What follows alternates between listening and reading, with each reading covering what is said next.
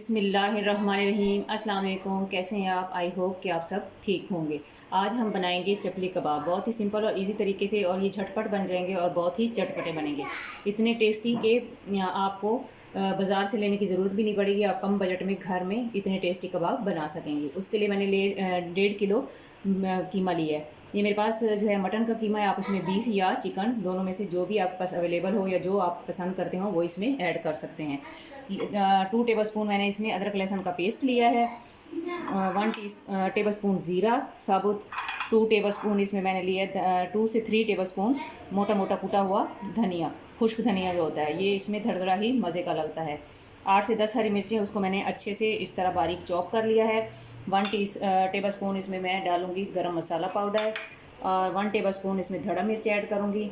तकरीबन 1 पाव के करीब मेरे पास प्याज थी, उसको मैंने बारीक चॉप कर लिया और उसका पानी जो है रिमूव कर लिया है। पानी ज़रूर रिमूव करिएगा, नहीं तो आपके कबाब टूट जाएंगे।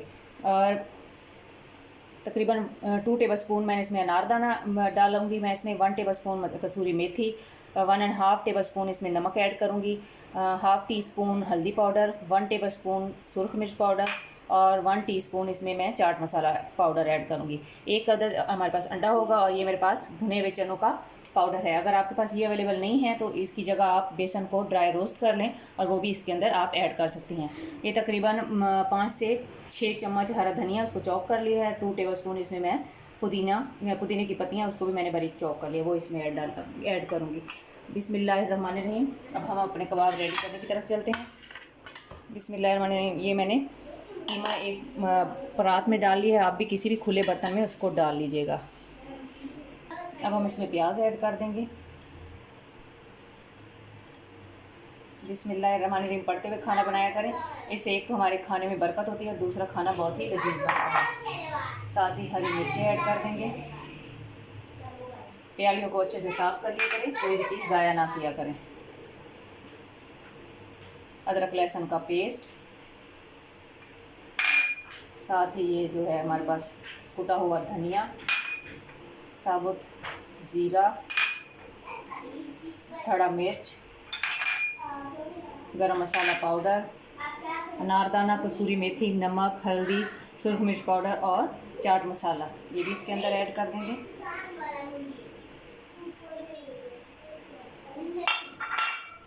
साथ हरा धनिया और ये पुदीना जो है वो भी इसके अंदर ऐड कर देंगे। इससे इसका टेस्ट जो है और भी बढ़ जाएगा और देखने में भी बहुत ही खूबसूरत लगेंगे। तकरीबन 4 टेबल स्पून के करीब हम इसमें ये जो है भुने हुए चनों का पाउडर है वो ऐड कर देंगे, और 1 अदद अंडा। अब सारी चीज़ों को हम अच्छे से वेल कंबाइन कर लेंगे, अच्छे से मिक्स कर लेंगे।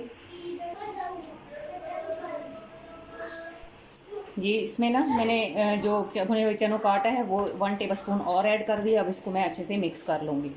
इस स्टेज पर आप इसका जो है नमक और मिर्च जो है वो टेस्ट कर लें। अगर आपको कम लगे तो उसमें और ऐड कर लें, और अगर आप इसके अलावा आप अपने अकॉर्डिंग टू टेस्ट जो है स्पाइसेस अपने टेस्ट के हिसाब से भी डाल सकते हैं। ये देखिए मसाला जो हमारा बहुत ही ज़बरदस्त बन चुका है माशाल्लाह अल्हम्दुलिल्लाह। अब मैं इसको तकरीबन 1.5 से 2 घंटे के लिए फ्रिज में रख दूंगी रेडी करके। अगर आपके गेस्ट आ रहे हों तो आप बेशक 1 दिन पहले भी इस मसाले को रेडी करके फ्रिज में रख सकते हैं, ताकि आपका टाइम बच जाए। अब 2 घंटों के बाद मैं आपको फाइनल इसका जो है कबाब बनाना बताऊँगी। वीडियो स्टार्ट से एंड तक देखिएगा, कोई भी चीज़ स्किप ना कीजिएगा, ताकि आपकी रेसिपी जो है वो सेम बने। ये 2 घंटे हो चुके हैं हमारे मसाले को फ्रिज में रखे हुए। अब मैंने इसको निकाल लिया। अब हम इसको फ्राई करेंगे।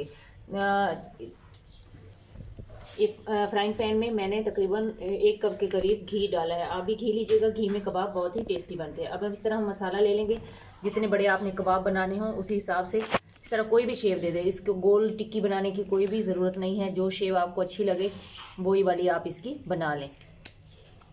इस तरह हाथों की मदद से, ये इस तरह हाथों की मदद से इसको थोड़ा सा गोल कर लें, ताकि इसमें जो क्रैक वगैरह हों वो अच्छे से ख़त्म हो जाएं। और इस तरह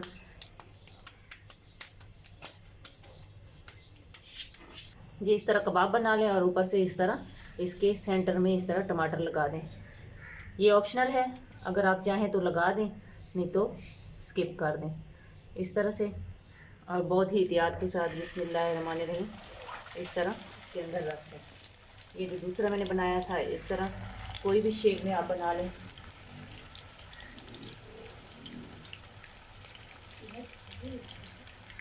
जी, इस तरह से मैंने डाल दिया है। आपका फ्राइंग पैन या तवा जितना भी बड़ा हो उस हिसाब से आप इसके ऊपर कबाब रखें और फिर इसको फ्राई करें। इसको अब हम थोड़ी देर के लिए छोड़ देंगे, तकरीबन इसको हम 10 से 12 मिनट तक पकाएंगे। 4 से 5 मिनट एक साइड से और इसी तरह 4 से 5 मिनट 6 मिनट दूसरी साइड से। अब मैं आपको थोड़ी देर के बाद इसका बताती हूँ कि हमने इसकी साइड चेंज कैसे करनी है। जी, इसको इस तरह अगर आपके पास चिमटा हो तो उसकी मदद से, नहीं तो फिर 2 चम्मच की मदद से बहुत ही एहतियात के साथ इसको जो इसकी साइड है वो चेंज कर कीजिएगा, ताकि ऑयल के छींटे आप पर ना पड़े। इस तरह से देखिए माशाल्लाह अल्हम्दुलिल्लाह कितना ज़बरदस्त कलर आया। ये जितने देखने में टेस्टी लग रहे हैं उतने ये खाने में भी बहुत ही टेस्टी होते हैं। आप ज़रूर बनाइएगा। ये देखिए माशाल्लाह हमारे कबाब रेडी हो चुके हैं। इस तरह मैं सारे निकाल लेती हूँ। जी ये देखें कितने माशाल्लाह देखने में ज़बरदस्त लग रहे हैं। इसी तरह मैं सारे कबाब जो है फ्राई कर लेती हूँ।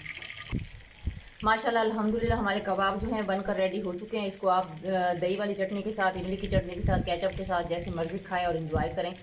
टी टाइम पे बनाएं, डिनर में और जो है लंच पे बनाएं।